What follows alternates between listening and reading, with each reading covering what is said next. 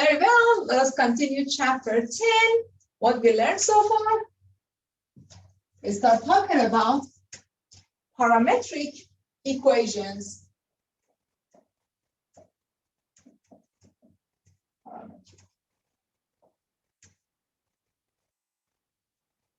Chapter 10. Review. So we said that sometimes we need a new parameter, a new variable, or later on in Math 1D, you're going to see you're working with more than one variable, two variables.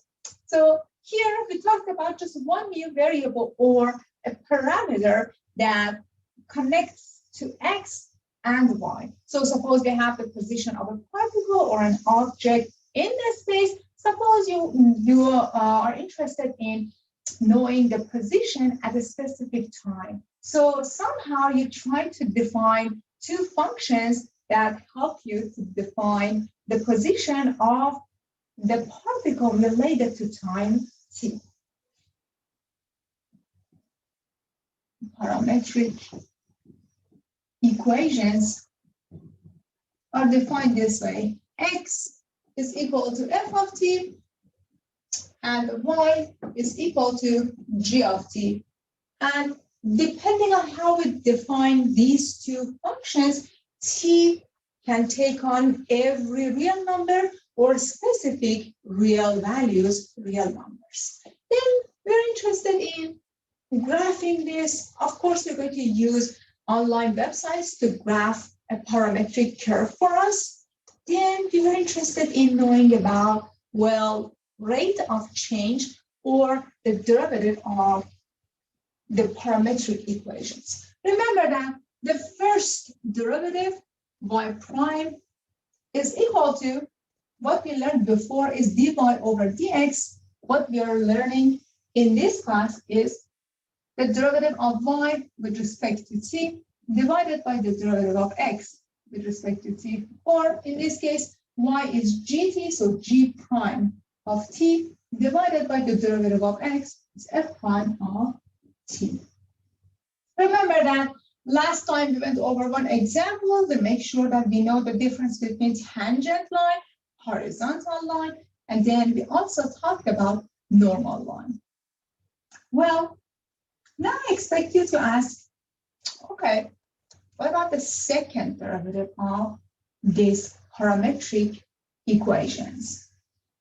Second derivative of parametric equation. How do we find the second derivative? Remember, the second derivative is actually taking the derivative of the first derivative. So in a sense, we are taking the derivative of the first derivative. What, with respect to what variable?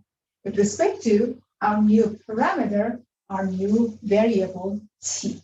So this guy can be written as d dt, representing the derivative operator of y prime. But how did we define y prime? Y prime is dy dt over dx dt, or dy over dx in general. Well, here it's going to be equal to the second derivative of y times the first derivative of x minus the first derivative of y times the second derivative of x divided by the derivative of x squared. Why we are interested in the second derivative? We're interested in second derivative because it helps us to talk about the inflection points, concave up, concave down. We need the second derivative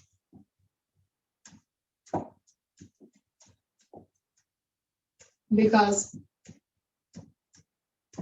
it helps us to analyze the concavity of the graph. Remember that the graph concave up if the second derivative is positive, and the graph concave down if the second derivative is negative. The point that the graph changes concavity is called the inflection point.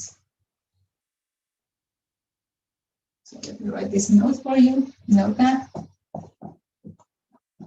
the point at which the graph changes concavity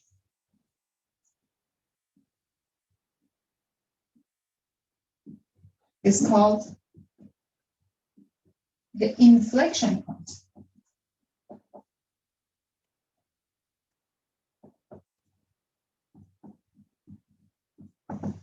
So concave up, then it decides to concave down. This point is called the inflection point.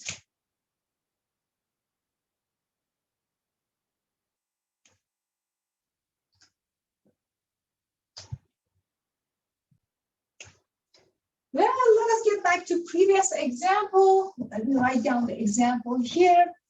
In that example, we found the tangent lines to the parametric equations that we had. Remember the graph.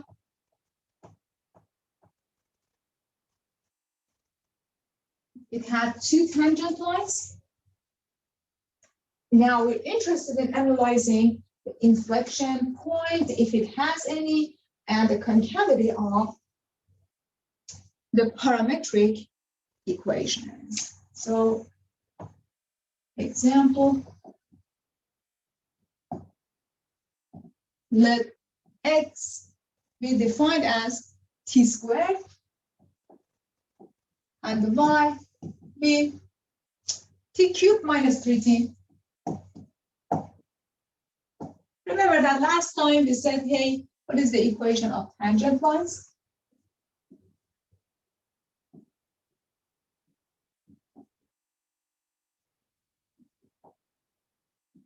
And what did we do for tangent lines? We took the first derivative of this parametric equation, y prime, which was the derivative of y with respect to t, divided by the derivative of x with respect to t, was equal to 3t squared minus 3 divided by 2t. Then we needed to plug in some values for t. How did we do that? It was at point 3 and 0. So we set x equals to 3 or t squared equals to 3. We had t equals to plus minus square root of 3. And then we had t cubed minus 3t equal to 0. So t was equal to 0. And t squared is equal to 3. And here we have, let me see.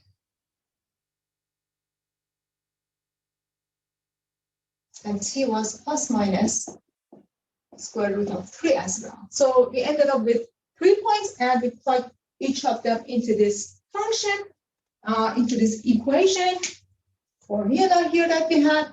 So these were the points that we had. And remember that t equal to 0, it wasn't acceptable because our denominator it cannot be 0. So we ended up with t equals to plus square root of 3 and t equals to negative square root of 3. Our m, we get two m values.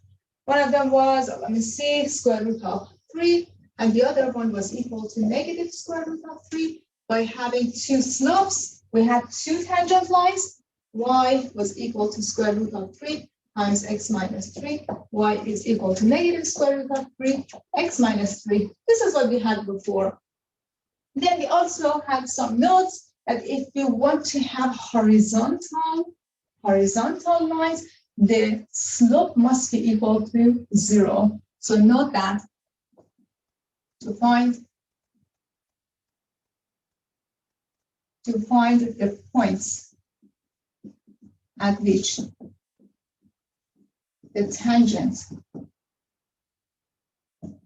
is horizontal, we set y prime equal to 0. When we set y prime equal to 0, it means that 3t squared minus 3 divided by 2t is equal to 0. Since we have a quotient, the only way that this quotient is equal to 0 is when its numerator is equal to 0. So you can ignore the denominator and set the numerator equal to 0.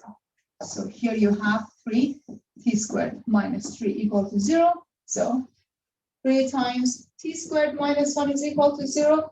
3 cannot be 0, so t squared minus 1 is 0. So t is plus minus 1. If t is equal to 1, your x is 1 and your y is negative 2. If t is equal to negative 1, your x is 1 and your y is equal to negative 1 plus 2. So at these 2 points, the tangent is horizontal.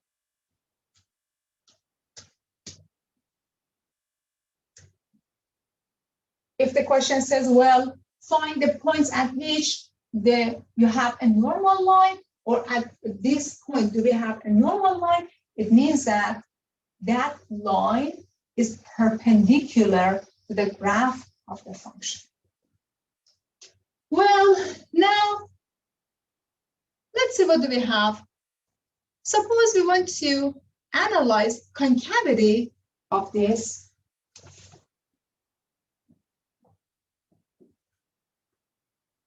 parametric equations. Concavity. Concave up, concave down. Well, okay, to analyze concavity, what do we need? We need the second derivative of these parametric equations. We need the second derivative. We know that if the second derivative is positive, the graph concave up, and if the second derivative is negative, our graph concave down. Well, okay. Let us find the second derivative of this parametric equations. The second derivative is equal to, so remember that you are taking the derivative of the first derivative. Well, here you can say that I have d over dt of y prime divided by d over dt of my x. Or you can follow the formula that we wrote before, which was second derivative with respect to t times the first derivative with respect to t minus first derivative of y with respect to t times the second derivative of x with respect to t divided by the first derivative of x with respect to t raised to the second power. These two formulas are equivalent to each other. Okay, in either case, we have, well, let us take the derivative of our first derivative.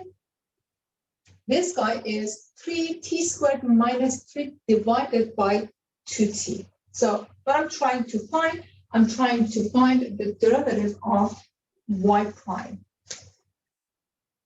I'm going to write this here for you, d over dt of y prime. This is 3t squared minus 3 divided by 2t. Here you can apply the quotient rule. The derivative of numerator is 60 times the denominator minus the derivative of denominator, which is 2 times your numerator divided by your denominator squared. So 2t squared. This is equal to 12t squared minus 6t squared plus 6 divided by 4t squared, which gives you 6t squared plus 6 divided by 4t squared. This is the derivative of your y prime with respect to t. So this guy goes on the numerator, and on the denominator, you're going to take the derivative of x with respect to t. So let me write this down on the numerator for you.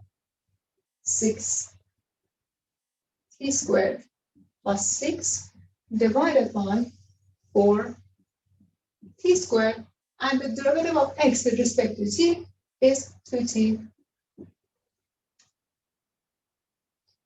So the second derivative is equal to, here your denominator is 1, so you get 6t squared plus 6 divided by 8t cubed.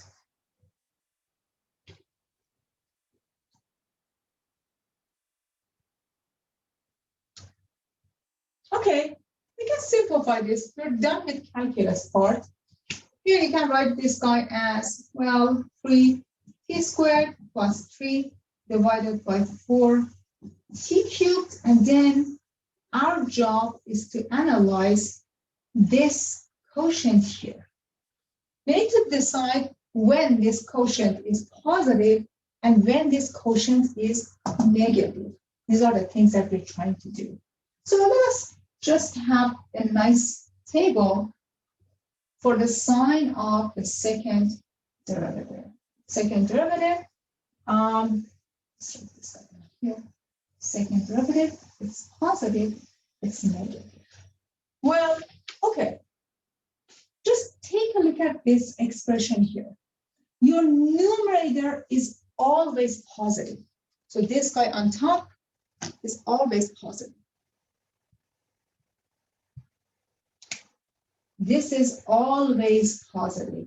It is never 0, it's never negative, always positive.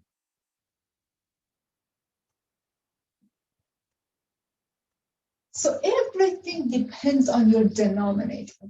If t is less than 0, the second derivative is negative.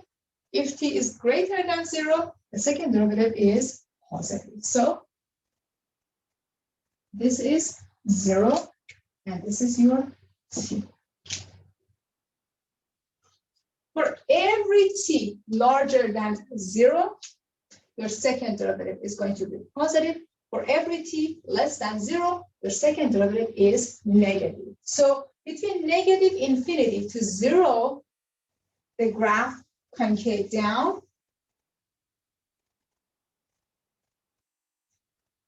Zero to positive infinity, it concave up.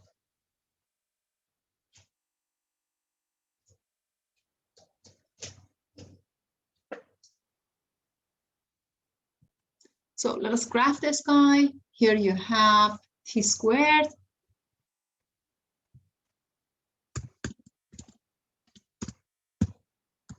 T squared, and then we have t cubed minus 3t.